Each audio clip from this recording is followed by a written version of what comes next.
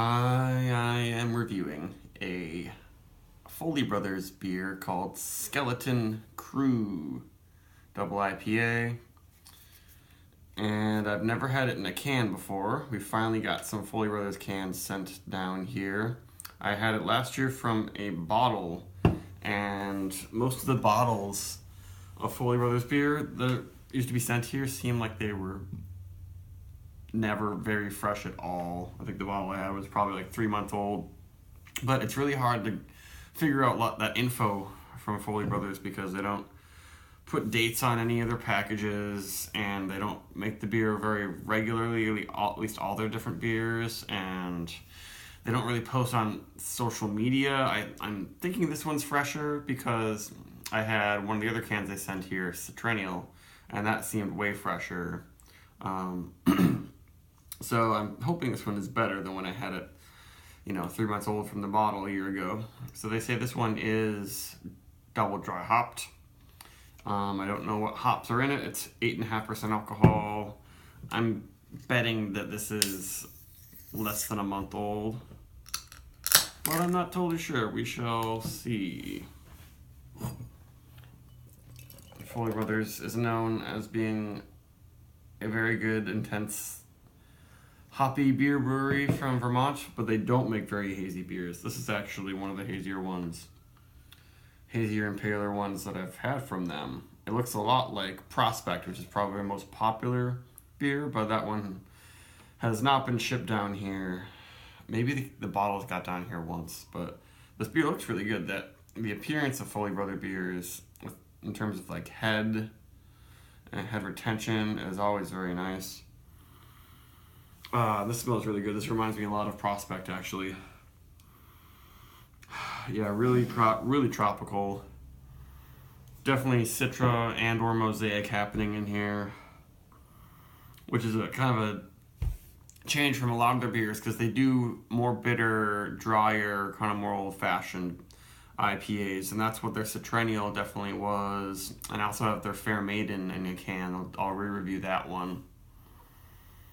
This is smelling a lot more like your classic Vermont, really kind of almost juicy IPA. Of course, it's not super hazy, and it's not going to have the big yeast ester profile that you get from a lot of other brewers. It's a little bit cleaner, but I really like the aroma. Definitely pineapple, peach. It actually has real ripe pineapple and peach notes in there, along with some oranginess, orange oil. Not very resinous, no green qualities, but I'm expecting it to be pretty good just from the nose.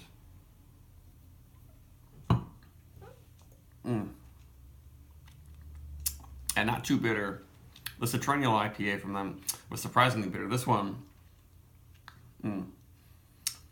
yeah, that's really nice beer. That's very good. Now for a Vermont IPA that doesn't look, like a lot hazier than this and isn't Alchemist, this is just really good. I guess this reminds me a little bit of Focal Banger, which is the Citra Mosaic IPA from the Alchemist. The Alchemist, their yeast profile is really unique, and their beers tend to be a little bit more bitter. This one is like the least bitter beer I've had from Foley Brothers, I think. On the tongue, it's not thick and juicy, but it does have a little bit of a residual sugar thing happening that gives you an almost silky sort of feel.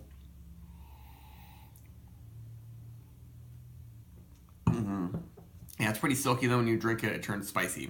A very spicy finish. Very peppery, and sort of a mixture of like lemon and grapefruit zest and pith. That kind of bitterness comes in. Yeah. Really nice. It comes into like a nice bitter citrus sort of finish after that sweeter, more tropical upfront taste. And I'm not getting any booze flavor or aroma. It's just warming up the back of my throat a little bit, kind of bringing out some warm, peppery notes. That's really good. Super duper clean beer. Really well made beer. Like, this isn't like a ridiculously complex beer with all these flavors that kind of can push you away from some off flavors, some flaws, or some oxidation or anything. That's really good. I'm so glad they're sending these cans down here and I can try these beers when they're fresh, because I've almost kind of stopped looking for any Foley Brothers in general because of all these old bottles. So people are still enjoy the older bottles, but I'm really good at smelling the 3-month-old old hop, oxidized hop stuff, and especially I think the bottles don't preserve it as well as the cans. But this is really good. Oh yeah, and there's a little bit of booze in that if I really stick my nose in there, but it is 8.5%.